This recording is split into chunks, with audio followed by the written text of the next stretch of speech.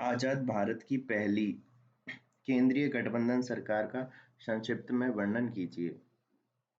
आजाद भारत की पहली केंद्रीय गठबंधन सरकार वर्ष मार्च 1977 से जून 1979 तक रही। जनता पार्टी के नेतृत्व में भारतीय जनसंघ, सोशलिस्ट पार्टी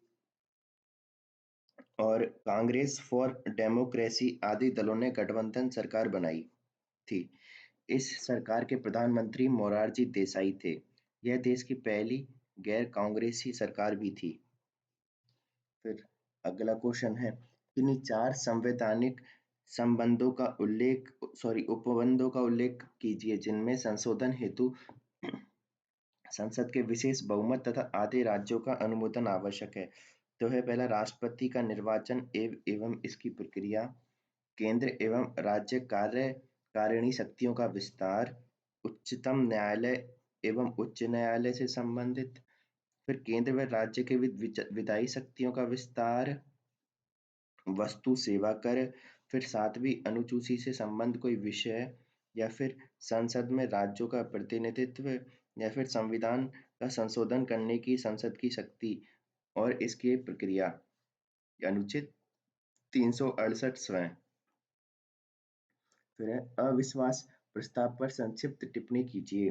तो अविश्वास प्रस्ताव केवल लोकसभा में प्रस्तुत किया जा सकता है। यह प्रस्ताव लोकसभा अध्यक्ष की अनुमति से कम 50 सदस्यों के अनुमोदन से ही प्रस्तुत किया जा सकता है।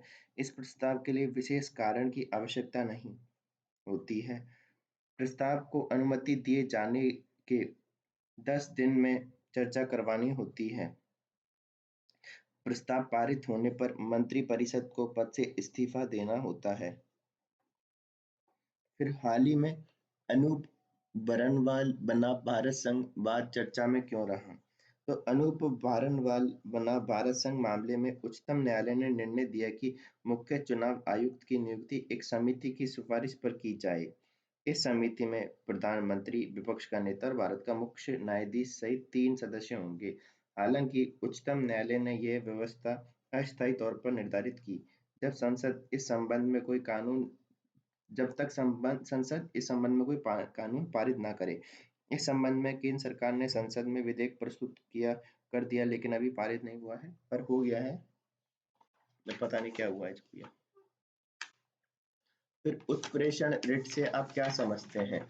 तो संविधान के अनुच्छेद 32(2) में 5 प्रकार की रिट का उल्लेख है जो संवैधानिक उपचारों का अधिकार प्रदान करती है। उत्प्रेषण रिट उच्चतर न्यायालय के द्वारा निम्नतम न्यायालय के विरुद्ध की जाती है। निम्नतम न्यायालय अपने अधिकार क्षेत्र से बाहर जाकर कार्य करता है। इसके अंतर्गत उच्चतम न्यायालय उच्चतर न्यायालय मामले को अपने पास मंगवाता है, समय सुनवाई करता है। 1991 में उच्चतम न्यायालय ने निर्णय दिया कि यह रिट कार्यपालिका के विरुद्ध भी जारी की जा सकती है। फिर भारत राष्ट्रपति एवं भारत के मुख्य न्यायाधीश को हटाने के आधार का उल्लेख कीजिए। तो राष्ट्रपति को पद से हटाने का आधार केवल संविधान का अतिक्रमण करना होगा। यह प्रावधान अनुच्छेद 56(2) में उल्लिखित है और पद से हटाने की प्रक्रिया महाभियोग अनुच्छेद 61 में वर्णित है। तो हटाने का जो आधार है वो तो केवल संविधान का अतिक्रमण है जो कि अनुच्छेद 56(2) में उल्लेखित है, और जो महाअभियोग है वो अनुच्छेद 61 में वर्णित है। पर मुख्य न्यायाधीश को पद से केवल 2 आधार पर हटाया जा सकता है, जो है अक्षमता और सिद्ध कदाचार। फिर केंद्रीय सूचना आयुक्तों की नियुक्ति प्रक्रिया कार्यकाल पे संक्षिप्त टिप्पणी कीजिए। तब से केंद्रीय सूचना आयुक्त की नियुक्ति राष्ट्रपति द्वारा एक समिति की सिफारिश पे की जाती है। इस समिति में प्रधानमंत्री, लोकसभा में विपक्ष का नेता, प्रधानमंत्री द्वारा मनोनीत कैबिनेट का मंत्री होता है। कार्यकाल केंद्र सरकार द्वारा निर्धारित या 65 वर्ष की आयु जो पहले होता है, पुनः नियुक्ति के पात्र नहीं होते।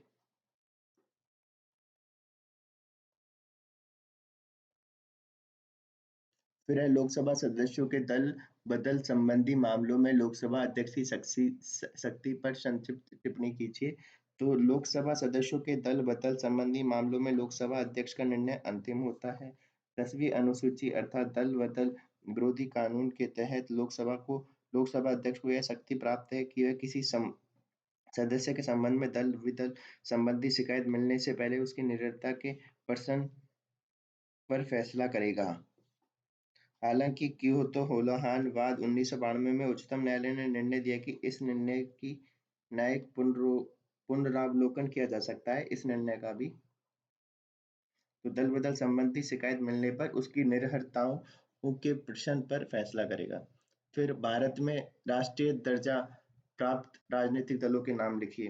तो राष्ट्रीय 6 दल हैं अभी, जिनमें है भारतीय जनता पार्टी, बहुजन समाज पार्टी, आम आदमी पार्टी, नेशनल पीपल पार्टी, फिर भारतीय राष्ट्रीय कांग्रेस और भारतीय कम्युनिस्ट पार्टी मार्क्सवादी। फिर है संविधान द्वारा राष्ट्रपति को प्रदान की गई उन मुक्तियों का संक्षिप्त में वर्णन कीजिए। तो किसको राष्ट्रपति को प्रदान की गई उन्मुक्तियां? तो अनुच्छेद 361 के तहत राष्ट्रपति पद की गरिमा और निर्बाध कर्तव्य पालन सुनिश्चित करने हेतु, तो किसके लिए 361 में राष्ट्रपति के पद की गरिमा तथा निर्बाध कर्तव्य पालन सुनिश्चित करने हेतु निम्न उन्मुक्तियां दी गई हैं। पहला 361 एक में है, ये पद की शक्तियों का प्रयोग करने के लिए राष्ट्रपति द्वारा किए गए किसी कार्य के लिए न्यायालय के प्रति उत्तरदायी नहीं। तो पद की शक्तियों का प्रयोग करने के लिए न्यायालय के प्रति उत्तरदायी नहीं है। फिर 361 दो में है, पदावधि के दौरान राष्ट्रपति के विरुद्ध किसी भी न्यायालय में दंडात्मक कार्रवाई ना तो शुरू की जा सकती है और ना ही चालू रखी जा सकेगी। फिर अनुच्छेद 361 के तहत पदावधि के दौरान राष्ट्रपति के विरुद्ध कोई भी न्यायालय गिरफ्तारी व कारावास का आदेश जारी नहीं कर सकता। और अनुच्छेद 4 क्या है कि राष्ट्रपति द्वारा किए गए व्यक्तिगत कार्य के विरुद्ध कुछ शर्तों के अधीन सिविल कार्रवाई की जा सकती है। तो व्यक्तिगत कार्यों के अधीन तो की जा सकती है, पर पदावधि के दौरान राष्ट्रपति के विरुद्ध कोई भी न्यायालय गिरफ्तारी है वो नहीं हो सकती। और पदावधि के दौरान राष्ट्रपति के विरुद्ध किसी भी न्यायालय में दंडात्मक कार्रवाई ना तो शुरू होगी ना ही चालू होगी। ठीक है। 86वें संविधान संशोधन द्वारा क्या परिवर्तन किए गए? तो 86वें संविधान संशोधन द्वारा प्रारंभिक शिक्षा को मूल अधिकार बनाया गया।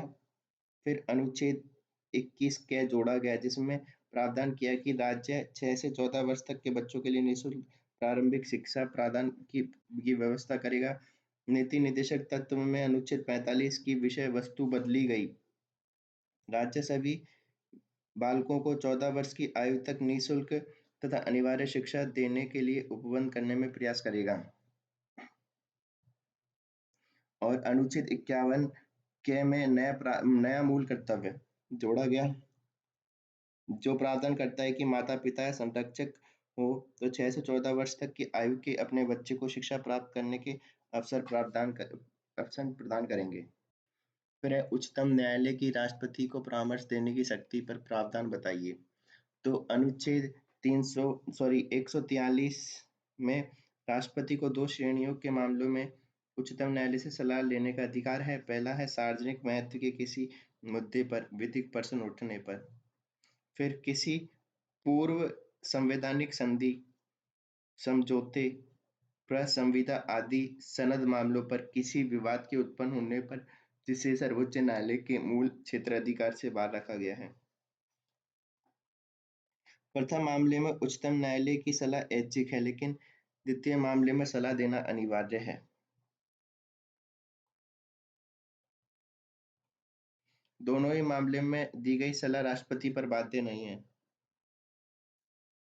फिर है प्राक्कलन समिति पर संक्षिप्त परिचय दीजिए। तो इस समिति का गठन प्रथम बार 1950 में किया गया, पहले वित्त मंत्री जॉन मथाई की सिफारिश पर।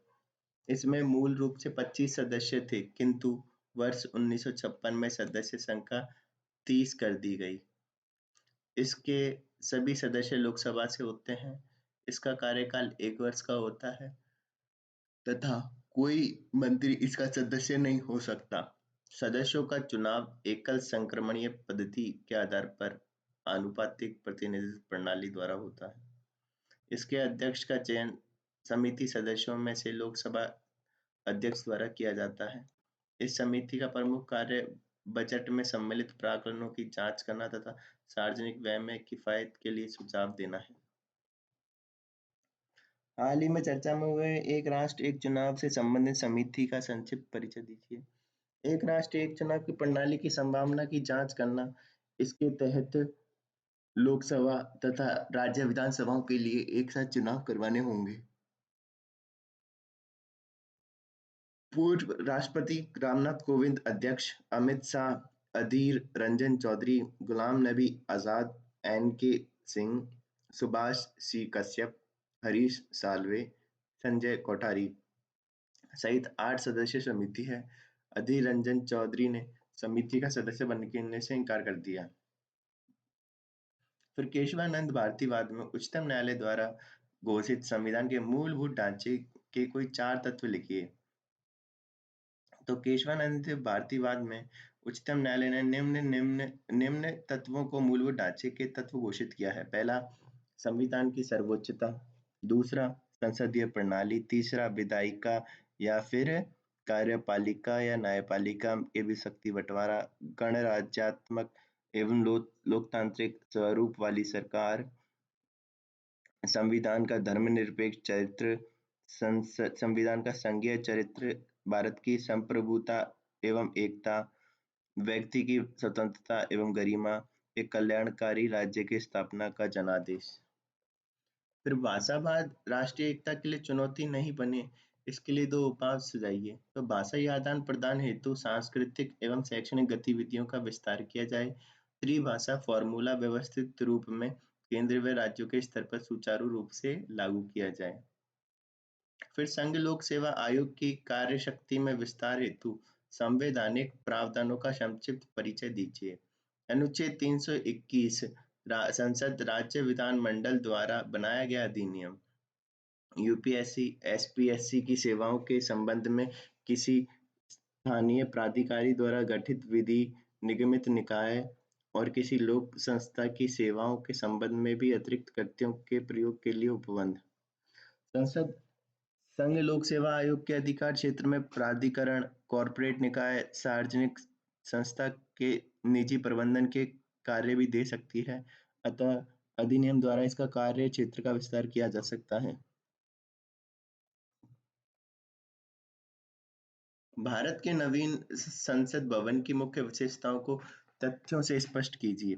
प्रधानमंत्री नरेंद्र मोदी ने 28 मई 2023 को भारत के नवीन संसद भवन का उद्घाटन किया। यह संसद भवन भारत के सेंट्रल विस्टा प्रोजेक्ट का भाग है। इस भवन में 2 कक्ष लोकसभा तथा राज्यसभा बनाए गए हैं। लोकसभा कक्ष राष्ट्रीय पक्षी मयूर की थीम पर बनाया गया है। इसकी क्षमता 888 सीटों की है, जिसकी संयुक्त बैठक की स्थिति में 1272 तक विस्तारित किया जा सकता है। राज्यसभा की सीटों की क्षमता 384 है, जिसे राष्ट्रीय पुष्प कमल की थीम पर बनाया गया है। यह इस भवन में एक संविधान हॉल, लाइब्रेरी, समितियों हेतु कक्ष, कैंटीन आदि बनाए गए हैं। इसका निर्माण टाटा प्रोजेक्ट कंपनी ने किया एवं वास्तुकार विमल पटेल हैं। फिर भूरिया समिति पर संक्षिप्त टिप्पणी कीजिए। तो आदिवासी क्षेत्रों में पंचायती राज के प्रावधानों के कार्यान्वयन के मुद्दे पर सुझाव देने हेतु 1994 में दिलीप सिंह भूरिया की अध्यक्षता में 22 सदस्य विशेषज्ञ समिति का गठन किया गया। यह समिति ने 1995 में अपनी रिपोर्ट दी, जिसमें उल्लिखित सिफारिशों के आधार पर संसद ने पंचायत प्रावधान अधिनियम 1996 में पारित किया।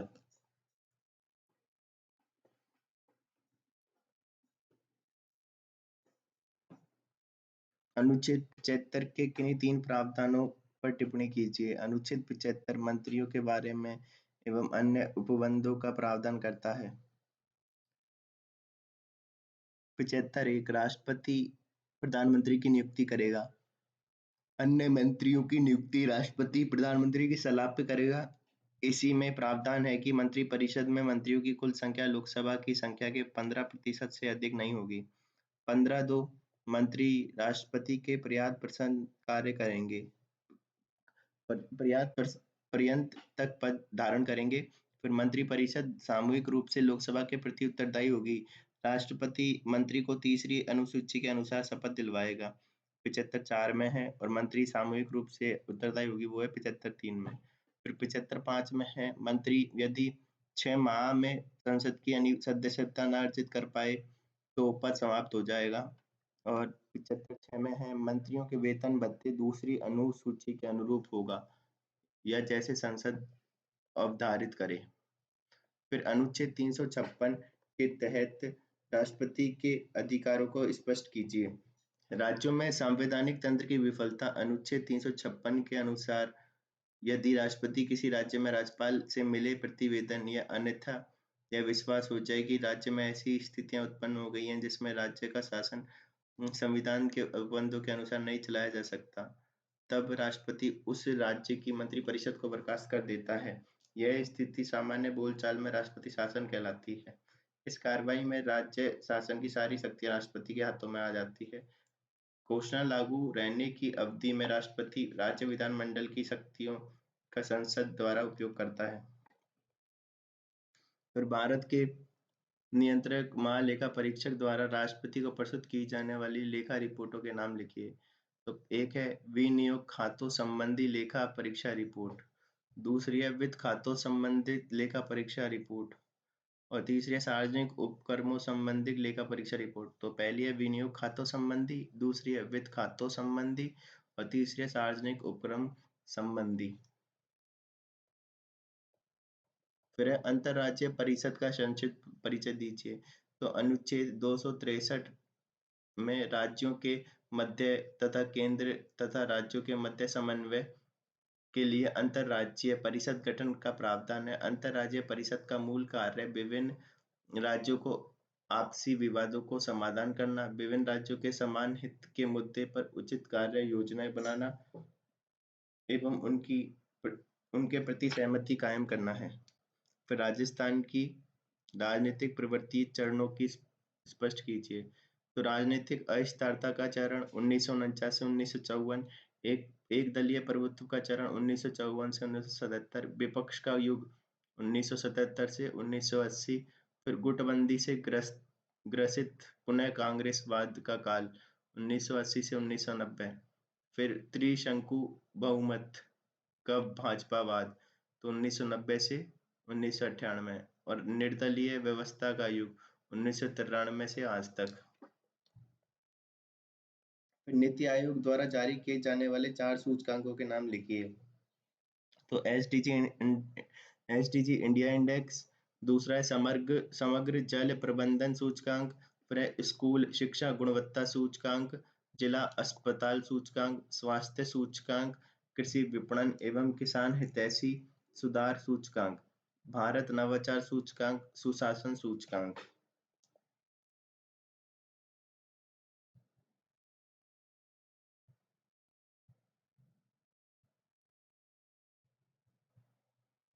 जन कल्याणकारी राज्य के रूप में भारतीय संविधान के उन प्रावधानों की मीमांसा कीजिए जो आर्थिक न्याय की स्थापना के पक्षधर हैं। भारत में आर्थिक न्याय आर्थिक कारणों के आधार पर किसी भी व्यक्ति से भेदभाव नहीं की संकल्पना को व्यवहार के रूप में सफल बनाने के लिए संविधान में निम्न प्रावधान किए गए हैं, जैसे कि अनुच्छेद 15 के तहत आर्थिक रूप से कमजोर वर्गों के लिए शैक्षणिक संस्थाओं में आरक्षण का प्रावधान है। फिर है अनुच्छेद 16 के अनुसार राज्य द्वारा प्रदान की जाने वाली नौकरियों के प्रबंधन में समाज के सभी व्यक्तियों को समान अवसर। अनुच्छेद 19 एक जी, जिसके तहत सभी नागरिकों को कोई भी वृत्ति, व्यापार या आजीविका अपनाने का अधिकार है। फिर अनुच्छेद 38 के तहत सामाजिक, आर्थिक, राजनीतिक न्याय द्वारा सामाजिक व्यवस्था सुनिश्चित करना तथा आय, प्रतिष्ठा, सुविधा के अवसरों की असमानता को कम करना। फिर अनुच्छेद 39 के तहत सभी नागरिकों को जीविका के पर्याप्त साधन प्राप्त करने का अधिकार, सामूहिक हित के फिर है सामूहिक हित के लिए समुदाय के भौतिक संसाधनों का सम वितरण, फिर धन एवं व उत्पाद के साधनों का संकेंद्रण रोकना, और फिर है पुरुषों व स्त्रियों को समान कार्य के लिए समान वेतन। तो ये है 29 क्या के। तो आर्थिक आवश्यकता से विवश होकर प्रतिकूल रोजगार में जाने के लिए विवश न होना आर्थिक न्याय सुनिश्चित करने में सहायक है। अनुच्छेद 39 के तहत समान न्याय एवं गरीबों को निःशुल्क विधिक सहायता। फिर अनुच्छेद 41 कुछ दशाओं में काम, शिक्षा, लोक सहायता पाने का अधिकार है। फिर अनुच्छेद 43 में कर्मकारों के लिए निर्वाह मजदूरी। अनुच्छेद 43 के में उद्योगों के प्रबंधन में कम कर्मकारों का भाग लेना आदि आर्थिक न्याय सुनिश्चित करने के कारक हैं। तो अनुच्छेद 43 के में कर्मकारों का उद्योग के प्रबंधन में भाग। फिर अनुच्छेद 43 में कर्मकारों के लिए निर्वाह मजदूरी, और अनुच्छेद 41 में कुछ दशाओं में काम, शिक्षा, लोक सहायता पाने का अधिकार। फिर 39 के में समान न्याय व गरीबों को निःशुल्क सहायता। भारतीय निर्वाचन आयोग के स्वतंत्र व निष्पक्ष कार्य करने हेतु संविधान में कौन से उपबंध किए गए हैं? तो अनुच्छेद 324 में चुनाव आयोग के स्वतंत्र निष्पक्ष कार्य करने हेतु निम्नलिखित उपबंध किए गए हैं। मुख्य निर्वाचन आयुक्त को अपनी निर्धारित पदावधि में काम करने की सुरक्षा है। मुख्य निर्वाचन आयुक्त को उसके पद पर उसी रीति से हटाया जा सकता है जिस रीति से उच्चतम न्यायालय के न्यायाधीश को। मुख्य निर्वाचन आयुक्त की सेवा शर्तों में उसकी नियुक्ति के पश्चात उसके लिए गैर लाभकारी परिवर्तन नहीं किया जा सकता। फिर अन्य निर्वाचन आयुक्त या प्रादेशिक आयुक्त को मुख्य निर्वाचन आयुक्त की सिफारिश पर ही हटाया जा सकता है, अन्यथा नहीं। फिर न्यायपालिका की स्वतंत्रता का आशय स्पष्ट करते हुए इसके साधनों का वर्णन कीजिए। तो न्यायपालिका की स्वतंत्रता से अभिप्राय है न्यायपालिका के कार्य में व्यवस्थापिका व कार्यपालिका का कोई हस्तक्षेप न होना, उसके द्वारा की गई कानून की व्याख्या को सुनिश्चित मान्यता मिले। फिर है स्वतंत्रता के साधन। तो है न्यायाधीशों की नियुक्ति। न्यायाधीश की नियुक्ति का आधार योग्यता, अनुभव मात्र होना चाहिए, ना कि राजनीतिक निष्ठा। तो नियुक्ति का आधार योग्यता व अनुभव मात्र होना चाहिए, ना कि राजनीतिक निष्ठा। फिर अनुच्छेद 24(3) में राष्ट्रपति को न्यायाधीशों की नियुक्ति सुप्रीम कोर्ट के वरिष्ठतम न्यायाधीशों के परामर्श से करने का अधिकार प्राप्त है। फिर है लंबी व सुरक्षित पदावधि। तो संविधान में न्यायाधीशों को लंबा सुरक्षित कार्यकाल प्रदान किया गया है, साथ ही महाभियोग प्रक्रिया द्वारा हटाने का भी प्रावधान है। फिर पर्याप्त वेतन भत्ते। तो पर्याप्त वेतन भत्ते से क्या समझते हैं? न्यायाधीशों को उनके पद के दौरान पर्याप्त वेतन भत्ते व सेवानिवृत्ति के पश्चात पेंशन इत्यादि का प्रावधान किया गया है, ताकि आर्थिक वित्तीय लोभ के कारण उनके कर्तव्यों में किसी प्रकार की बाधा उत्पन्न ना हो। फिर कार्यपालिका से पृथकता। तो संविधान के अनुच्छेद 50 में अपेक्षा की गई है कार्यपालिका न्यायपालिका के कार्यों में हस्तक्षेप न करे। फिर सेवानिवृत्ति के बाद वकालत पर प्रतिबंध। तो न्यायाधीशों को भारत में कहीं भी किसी भी न्यायालय में वकालत करने पर प्रतिबंध है।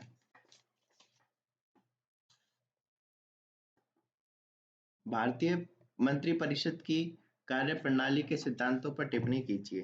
तो भारत में संसदीय कार्यप्रणाली के अनुरूप संघ में कार्यपालिका शक्तियां व्यवहार में मंत्रिपरिषद में निहित है। तो भारत में संसदीय कार्यप्रणाली के रूप में संघ की कार्यपालिका शक्तियां व्यवहार में मंत्रिपरिषद में निहित हैं तथा मंत्रिपरिषद निम्न सिद्धांतों के अनुसार कार्य करती है। तो पहला है सामूहिक उत्तरदायित्व। तो मंत्रिपरिषद सामूहिक रूप से लोकसभा के प्रति उत्तरदायित्व होती है। हालांकि विभिन्न मंत्री अपने अपने विभाग के कार्यों के लिए प्रशासनिक दृष्टि से उत्तरदायी होती है, किंतु नीति संबंधों पर संसद के समक्ष उत्तरदायित्व मंत्रियों का व्यक्तिगत उत्तरदायित्व नहीं होता, अपितु मंत्रिपरिषद का सामूहिक उत्तरदायित्व होता है। फिर है कार्यकाल की अनिश्चितता। तो मंत्रिपरिषद के सदस्य के रूप में कोई मंत्री तब तक मंत्री पद तक बना रहता है जब तक प्रधानमंत्री उसे मंत्रिपरिषद में रखना चाहता है। यदि प्रधानमंत्री त्याग दे तो वह उसे संपूर्ण मंत्रिपरिषद का त्याग मान लिया जाएगा। फिर व्यक्तिगत प्रशासनिक उत्तरदायित्व। अपने विभाग की सुरक्षा, कार्य संचालन तथा निर्धारित की गई नीतियों की क्रियान्वयन करना संबोधित मंत्री का उत्तरदायित्व होता है। संसदीय प्रणाली में मंत्रिपरिषद ही वस्तुतः वास्तविक कार्यपालिका होती है। शासन की समस्त शक्तियों का प्रमुख प्रयोग राष्ट्रपति के नाम पर मंत्रिपरिषद द्वारा किया जाता है। फिर उन कार्यों का व अधिकारों का उल्लेख कीजिए जिनमें लोकसभा और राज्यसभा की स्थिति समान है। तो संविधान में संशोधन की दृष्टि से संविधान संशोधन संबंधी विधेयक को संसद किसी भी सदन में पेश किया जा सकता है। ऐसे विधेयक को दोनों ही सदन में पारित होना अनिवार्य है। फिर है निर्वाचन संबंधी शक्तियां। राष्ट्रपति उपराष्ट्रपति के निर्वाचन में दोनों सदनों की समान शक्तियां हैं, अर्थात दोनों सदनों के सदस्य समान रूप से भाग लेते हैं। आपातकाल की घोषणा की स्वीकृति। अनुच्छेद 352, 356, 360 के तहत आपातकाल की घोषणा का अनुमोदन दोनों सदनों द्वारा अनिवार्य है। महाभियोग संबंधी शक्तियां। राष्ट्रपति सर्वोच्च और उच्च न्यायालय के न्यायाधीशों के महाभियोग लगाकर पदच्युत करने के विषय में दोनों सदनों का समान अधिकार प्राप्त है। आयोग के प्रतिवेदनों पर विचार विमर्श। तो संघ लोक सेवा आयोग, वित्त आयोग, अल्पसंख्यक आयोग एवं कैग के प्रतिवेदनों पर विचार विमर्श दोनों सदनों में होता है। नारी शक्ति बंधन अधिनियम के प्रमुख प्रावधानों का लघु उल्लेख लिखिए। तो 128वां संवैधानिक संशोधन विधेयक लोकसभा, राज्य विधानसभा और दिल्ली विधानसभा में महिलाओं के लिए 1/3 सीट का आरक्षण। अनुच्छेद 330 ए अनुसूचित जाति जनजाति के लिए आरक्षित सीटों में रोटेशन के आधार पर महिलाओं के लिए 1/3 सीटें आरक्षित। फिर अनुच्छेद 332 ए हर राज्य विधानसभा में निर्वाचित सदस्यों से भरी गई कुल सीटों में 1/3 सीटें महिलाओं के लिए आरक्षित। SC ST के लिए आरक्षित सीटों में से 1/3 सीटों महिलाओं को आवंटित। फिर अनुच्छेद 239 ए राष्ट्रीय राजधानी क्षेत्र दिल्ली में महिलाओं के लिए आरक्षण। फिर अनुच्छेद 334 से आरक्षण की शुरुआत। इस विधेयक के लागू होने के बाद वाली जनगणना के प्रकाशन में आरक्षण प्रभावी होगा। जनगणना के आधार पर महिलाओं की सीटें आरक्षित करने हेतु परिसीमन किया जाएगा।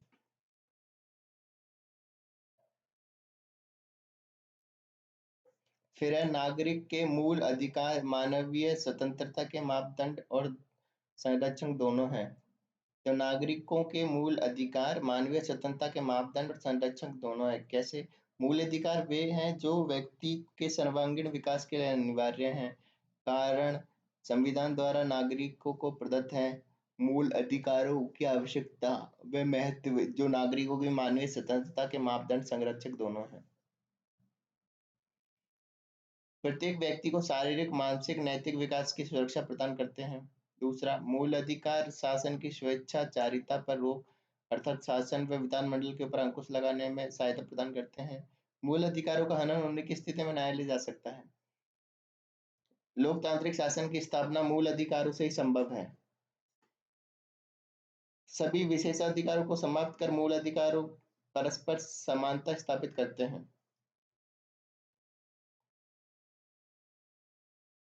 फिर राज्य में चौथी विधानसभा चुनाव की विशेषताओं का वर्णन कीजिए। तो चौथी यानी समयावधि 1967 से 1972, कुल सीटें 184, अध्यक्ष निरंजन लाल आचार्य, उपाध्यक्ष पूनम चंद्र। फिर है कांग्रेस दल प्रथम बार पूर्ण बहुमत नहीं मिला, 89 सीटें कांग्रेस को। विश्नोई स्वतंत्र पार्टी 49 सीटें और जनसंघ 42 सीटें। विपक्षी दलों ने सरकार बनाने का दावा पेश किया। राज्यपाल की सिफारिश पर राजस्थान में प्रथम बार राष्ट्रपति का शासन लागू। 13 मार्च 26 अप्रैल 1967। फिर सुखाड़िया अपेक्षित बहुमत जुटाकर चौथी बार मुख्यमंत्री बने। इस विधानसभा में पहली बार राज्य मंत्री व संसदीय सचिव बनाए गए। 9 जुलाई 1971 में सुखाड़िया से इस्तीफा लेकर बरकतुल्ला खां को सीएम बनाया गया और आपातकाल के समय राज्यपाल संपूर्णानंद थे। 1967 में मोहनलाल सुखाड़िया को शपथ पत्र हुकुम सिंह ने दिलवाया था। राष्ट्रपति और प्रधानमंत्री के संबंध में संवैधानिक स्पष्ट सॉरी राष्ट्रपति व प्रधानमंत्री के मध्य संबंधों का संवैधानिक स्वरूप स्पष्ट कीजिए। तो संघ की कार्यपालिका के औपचारिक प्रधान के रूप में राष्ट्रपति से सामान्यतः शासन के कार्यों में व्यापक हस्तक्षेप की अपेक्षा नहीं की जाती। व्यवहार में राष्ट्रपति प्रधानमंत्री और मंत्रिपरिषद के हित चिंतक, मित्र व पथ प्रदर्शक की भांति कार्य कर सकता है।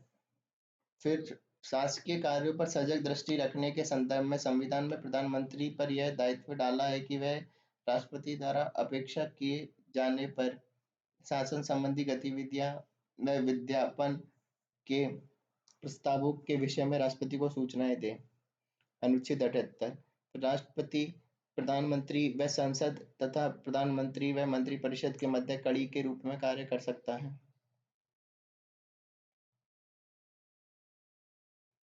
राष्ट्रपति किसी मंत्री द्वारा लिए गए निर्णय को मंत्रिपरिषद के समक्ष विचारार्थ प्रस्तुत करने के लिए प्रधानमंत्री को निर्देश दे सकता है। अनुच्छेद 78। संघ की समस्त कार्यपालिका शक्तियां राष्ट्रपति में निहित होती हैं, जिसका प्रमुख प्रधानमंत्री होता है। अनुच्छेद 53।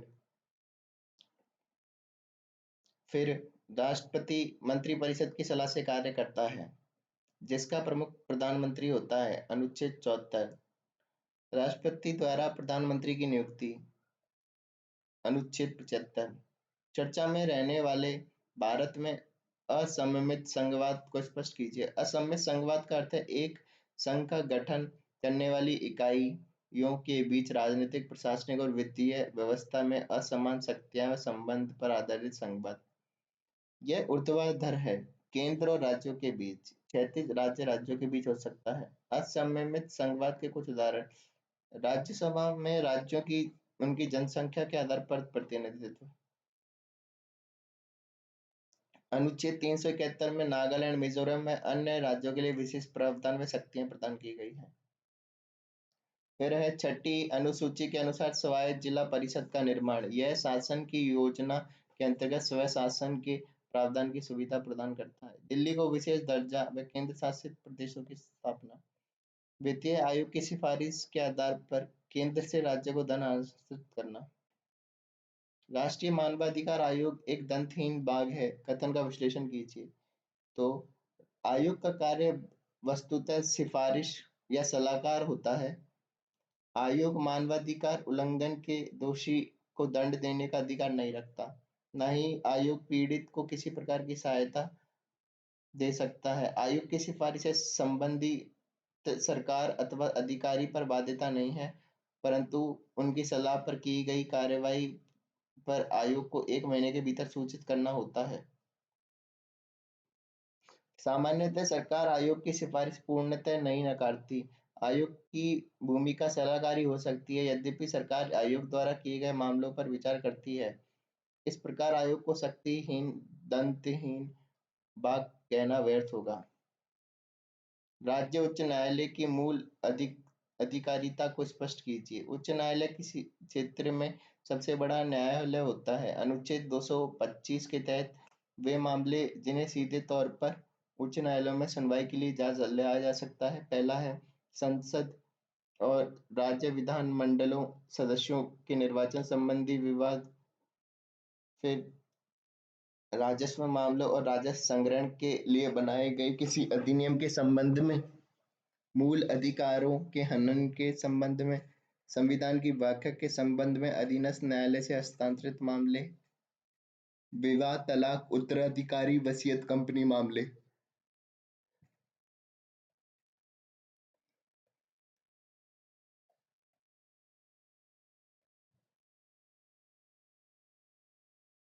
भारतीय संघात्मक व्यवस्था की विशेषताओं पर व्याख्यात्मक लेख लिखिए। तो जब दो या दो से अधिक राज्य मिलकर एक संधि या समझौते द्वारा नए राज्य का निर्माण करते हैं, तो उस राज्य को संघ की संज्ञा दी जाती है। यूएसए, ऑस्ट्रेलिया, स्विट्जरलैंड इसके उदाहरण हैं। लेकिन जब कोई विशाल आकार वाला एकात्मक राज्य अपने आप को अनेक राज्यों में विभक्त कर लेता है, तो वह राज्य भी संघ के नाम से जाना जाता है, जैसे भारत और कनाडा। भारतीय संविधान निर्माताओं ने मजबूत केंद्रीकरण प्रवृत्ति के कारण के साथ सरकार का एक संघीय रूप अपनाया है, जैसा एक और अलगाववादी चुनौतियों से निपटने के लिए और दूसरी ओर राज्य को स्वायत्तता प्रदान करके स्वशासन प्राप्त करने के लिए किया गया था। भारत संघवाद की विशेषताएं। दोहरी राज व्यवस्था है। भारतीय संविधान दोहरी राज व्यवस्था की स्थापना करता है। केंद्र व राज्य सरकार दोनों के मध्य शक्तियों का विभाजन किया गया है। द्विसदनात्मक व्यवस्था है। संविधान में द्विसदनीय व्यवस्थापिका की व्यवस्था है, जिसका निम्न सदन लोकसभा, उच्च सदन राज्यसभा। लिखित संविधान है। भारतीय संविधान एक लिखित दस्तावेज होने के साथ साथ दुनिया का सबसे बड़ा संविधान है। यह केंद्र और राज्य सरकारों के उत्तरदायित्व और अधिकारों को स्पष्ट करता है। शक्तियों का विभाजन। संविधान 7वीं अनुसूची में केंद्र और राज्य के मध्य शक्तियों का विभाजन संघ सूची, राज्य सूची व समवर्ती सूची के माध्यम से करता है। फिर संविधान की सर्वोच्चता। भारत में संविधान की सर्वोच्चता है। केंद्र व राज्य द्वारा बनाए गए कानून संविधान सम्मत होने चाहिए। अगर विधायिका व कार्यपालिका संविधान पर अतिक्रमण करती है, तो उसे न्यायिक समीक्षा के माध्यम से रद्द किया जा सकता है। फिर कठोर संविधान। भारतीय संविधान कठोरता व लचीलेपन का मिश्रण है। संघीय ढांचे संबंधी प्रावधानों में संशोधन हेतु संसद के साथ साथ राज्य विधानसभाओं के अनुमोदन की भी आवश्यकता होती है। स्वतंत्र न्यायपालिका। भारत में स्वतंत्र न्यायपालिका को अपनाया गया है, जिसका कार्य संविधान की व्याख्या व रक्षा करना है। एक से अधिक राज्यों के मध्य विवादों का निपटारण करना है। राज्य के नीति निर्देशक तत्वों के साथ मौलिक अधिकारों का सामंजस्य स्थापित करने के लिए संविधान में निरंतर संशोधन व न्यायिक हस्तक्षेप की आवश्यकता पड़ी है। टिप्पणी कीजिए। एक और मूल अधिकार परिवर्तनीयता और नीति निर्देशक तत्व गैर परिवर्तनीयता। वही दूसरी ओर नीति निर्देशक तत्वों को लागू करने के लिए राज्यों की नैतिक बाध्यता ने दोनों के मध्य टकराव को जन्म दिया है। इस टकराव को समाप्ति करने के लिए समय समय पर विभिन्न संविधान संशोधन व न्यायिक निर्णय दिए गए हैं, जो निम्न है। चंपाकम दोहराए राजम मामला। 1951 में उच्चतम न्यायालय ने व्यवस्था दी कि निदेशक तत्व एवं मूल अधिकार के बीच टकराव की स्थिति में मूल अधिकार प्रभावी होंगे। संविधान संशोधन द्वारा मूल अधिकार को संशोधित किया जा सकता है। गोलकनाथ मामले में उच्चतम न्यायालय ने व्यवस्था दी कि नीति निर्देशक तत्वों को लागू करने के लिए मूल अधिकारों में संशोधन नहीं किया जा सकता। 24वें संविधान संशोधन 1971 में घोषणा की गई, संसद को अधिकार है कि वह संवैधानिक संशोधन अधिनियम के तहत मूल अधिकारों को समाप्त या कम कर सकती है। 75वां संविधान संशोधन 1971 में अनुच्छेद 31 गै को जोड़ा गया। इसके तहत अनुच्छेद 9, 39 गै, 39 गै के प्रावधानों को लागू किया। इस आधार पर और प्रावधानों को लागू करने वाली विधि को इस आधार पर अवैध घोषित नहीं किया जा सकता कि वह अनुच्छेद 14, 19, 31 का उल्लंघन। ऐसी विधि को न्यायालय में चुनौती नहीं दी जा सकती। केशवानंद भारतीयवाद में 1973 में 31 गै के दूसरे प्रावधान को असंवैधानिक घोषित कर दिया। हालांकि मूल अधिकारों की सर्वोच्चता बनी रही, वह मूल ढांचे का सिद्धांत दिया गया। 42वें संविधान संशोधन 1976 में 31 गै का विस्तार किया गया। हालांकि विस्तार को उच्चतम न्यायालय द्वारा मिनर्वा मिल्स मामले 1980 में असंवैधानिक व अवैध घोषित किया। मिनर्वा मिल्स मामले में उच्चतम न्यायालय ने कहा कि मूल अधिकार नीति निर्देशक तत्व के एक रथ के दो पहियों के समान है, साथ ही एक दूसरे से कम नहीं। फिर संस्थात्मक और अध्यात्मक शासन प्रणाली में तुलनात्मक अंतर। तो कार्यपालिका के आधार कार्यपालिका का दोहरा रूप होता है, नाम मात्र का और वास्तविक। और अध्यात्मक में एकल कार्यपालिका होती है। कार्यपालिका की शक्ति केवल एक ही व्यक्ति राष्ट्रपति में निहित। फिर कार्यकाल का आधार वास्तविक कार्यपालिका मंत्रिपरिषद का कार्यकाल निश्चित नहीं। कार्यपालिका का कार्यकाल संविधान द्वारा निश्चित समय से पूर्व हटाना कठिन। कहाँ पे? अध्यक्ष वाले में हटाना कठिन है। फिर कार्यपालिका में व्यवस्थित के संबंधों के आधार क्या है? कार्यपालिका व व्यवस्थिका में घनिष्ठ संबंध। व्यवस्थापिका से ही मंत्रिपरिषद का निर्माण। शक्ति पृथक्करण के सिद्धांत पर आधारित है। अध्यक्षतात्मक कार्यपालिका का निर्माण स्वतंत्र रूप से किया जाता है। कार्यपालिका के सदस्य व्यवस्थापिका के सदस्य नहीं होते। व्यवस्थापिका का भी कार्यपालिका पर किसी प्रकार का नियंत्रण नहीं होता। फिर उत्तरदायित्व। कार्यपालिका व्यवस्थापिका के प्रति सामूहिक रूप से उत्तरदायित्व है। व्यवस्थापिका द्वारा विभिन्न उपकरणों के माध्यम से कार्यपालिका पर नियंत्रण किया जाता है। कार्यपालिका व्यवस्थापिका के प्रति उत्तरदायित्व नहीं है, ना ही अपने कार्य निष्पादन के लिए व्यवस्थापिका के विश्वास की आवश्यकता। फिर शासन की शक्तियों के आधार पर। संस्थात्मक शासन का आधार व्यवस्थापिका एवं कार्यपालिका की शक्तियों का संयोजन है। अध्यक्षात्मक शासन का आधार व्यवस्थापिका व कार्यपालिका के मध्य शक्ति पृथक्करण है। मंत्रियों की स्थिति के आधार पर। मंत्रियों की स्थिति उच्च स्तर की होती है, वे अपने विभाग के सर्वेसर्वा होते हैं। अध्यात्मक शासन प्रणाली में मंत्री नई विभागीय सचिव होते हैं और वे राष्ट्रपति के अधीन रहकर कार्य करते हैं। परिवर्तन के आधार। समयानुसार सरकार में परिवर्तन किया जा सकता है। संकट में यह उपयोगी सिद्ध हो सकता है। समयानुसार परिवर्तन नहीं किए जा सकते। राष्ट्रपति का कार्यकाल संविधान द्वारा निश्चित होता है। फिर सरकार में दलीय स्थिति के आधार पर। तो जिस राजनीतिक दल में व्यवस्थापिका में बहुमत होता है, उसी दल की सरकार बनती है। कभी कभी बहुमत न मिलने पर राजनीतिक विचारधारा वाले दल साथ मिलकर सरकार बना लेते हैं। पर राष्ट्र अध्यक्षात्मक व्यवस्था में राष्ट्रपति किसी भी योग्य व्यक्ति के बिना दलीय आधार पर सचिव के पद पर नियुक्त कर सकता है। किसी भी योग्य व्यक्ति को बिना दलीय आधार पर सचिव के पद पर नियुक्त कर सकता है। इस प्रकार दोनों एक दूसरे के विपरीत हैं।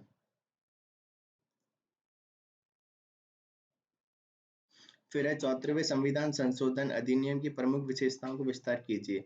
तो 73वें संविधान संशोधन।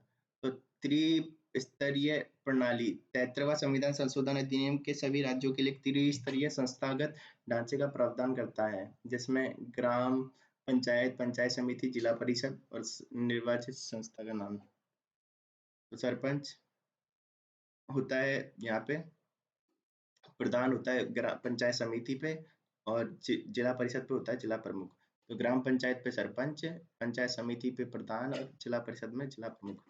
फिर प्रत्यक्ष निर्वाचन। तो ग्राम स्तर पर वार्ड पंच, सरपंच, खंड स्तर पर मंडल सदस्य व जिला स्तर पर जिला परिषद के सदस्यों को जनता द्वारा सीधे निर्वाचन प्रावधान किया गया है। आरक्षण की व्यवस्था। अधिनियम में सभी संस्थाओं में महिलाओं के लिए 1/3 सीटों का आरक्षण व्यवस्था की गई है। वही अनुसूचित जाति जनजाति हेतु जनसंख्या के अनुपात में आरक्षण का प्रावधान किया गया है। पंचायतों का निश्चित काल। अधिनियम के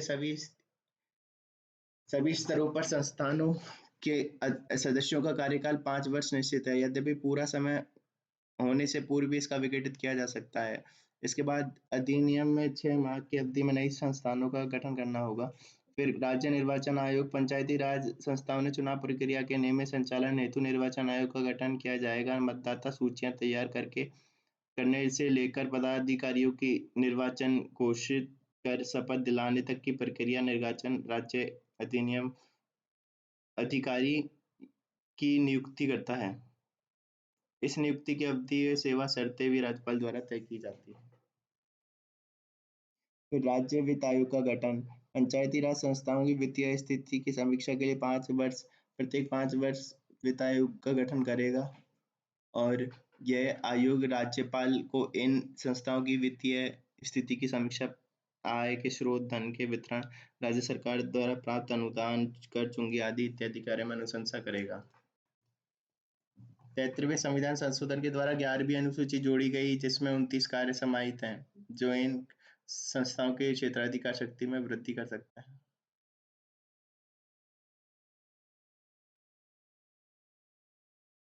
हाल ही के वर्षों में न्यायपालिका ने विधायिका कार्यपालिका दोनों की भूमिका हासिल कर ली है।